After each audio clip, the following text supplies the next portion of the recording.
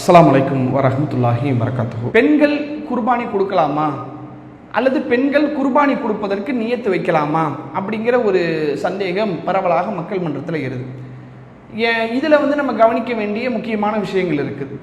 ஏன்னா பரவலாக நம்முடைய சமூகத்தில் ஆண்கள் தான் குர்பானி கொடுக்கக்கூடியவர்களாக அந்த அறுத்து பலியிடக்கூடிய அந்த காரியத்தை பரவலாக ஆண்கள் தான் செய்கிறாங்க.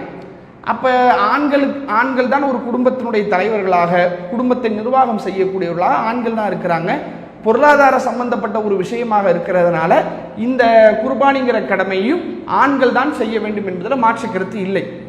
அதே நேரத்தில் ஒரு பெண் தன்னுடைய பொருளாதாரத்தின் மூலமாக குர்பானி கொடுக்க வேண்டும் என்று அவள் ஆசைப்படுவாரையானால், அல்லது தான் ஒரு பிராணியை அறுத்து பலியிட வேண்டும் என்று விரும்புவார்களேயானால் அதற்கு மார்க்கத்தில் எந்த விதமான தடையும் இல்லை என்பதை நம்ம கவனத்தில் கொள்ளணும். ஆண்கள் சில வீடுகளில் கணவர்மார்கள் ஏழையாக இருப்பாங்க அல்லது கடனில் இருப்பாங்க. மனைவி இடத்துல ஒரு காசு இருக்கும் அல்லது அவங்க ஒரு தொழில் செய்யக்கூடியவர்களாக இருப்பாங்க. அப்போ அந்த மாதிரியான ஒரு சூழல் கணவனால் முடியல, நாம் என்ன செய்வோம், நம்முடைய சேமிப்பை வைத்தோ அல்லது நம்முடைய வருமானத்தை வைத்தோ நாம் ஒரு பலிப்பிராணியை கொடுக்கலாம் என்று ஒரு பெண்மணி ஆசைப்படுறாங்க அப்படின்னா அவங்க தாராளமாக என்ன செய்யலாம், அவங்க ஒரு குர்பானி கொடுக்கக்கூடிய அந்த சூழலில் அந்த கிரியையில் தன்னை இணைத்து கொள்ளலாம். அதில் மார்க்கத்தில் எந்த விதமான தடையும் கிடையாது. இன்னும் சொல்வதாக இருந்தால் நபிகள் நாயகம் ஸல்லல்லாஹு அலைஹி வஸல்லம் அன்னவருடைய காலகட்டத்தில் இது மாதிரி ஒரு சம்பவம் நடக்குது. சஹீஹ் புகாரியில் 5504 என்ற எண்ணிலே இடம்பெறக்கூடிய செய்தி.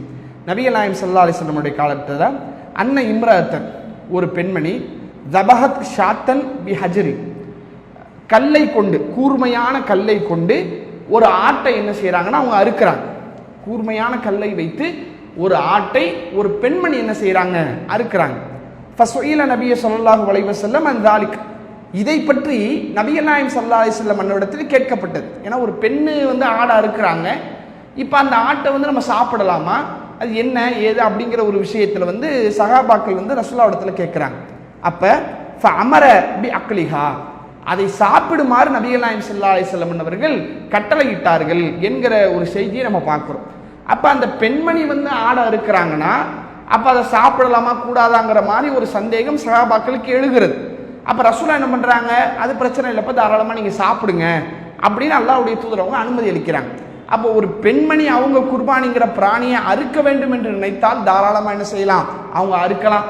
அல்லது ஒரு பெண்மணி குர்பானி தான் கொடுக்க வேண்டும் என்று ஆசைப்படுறாங்க, அவங்க என்னுடைய பொருளாதாரத்தின் மூலமாக நான் ஒரு ஆட்டை குர்பானி கொடுக்கணும்னு ஆசைப்படுறேன் என்றால் அவர்கள் என்ன செய்யலாம், தாராளமாக குர்பானி கொடுக்கலாம். அதுக்கு என்ன கிடையாது, மார்க்கத்தில் எந்த விதமான தடையும் கிடையாது.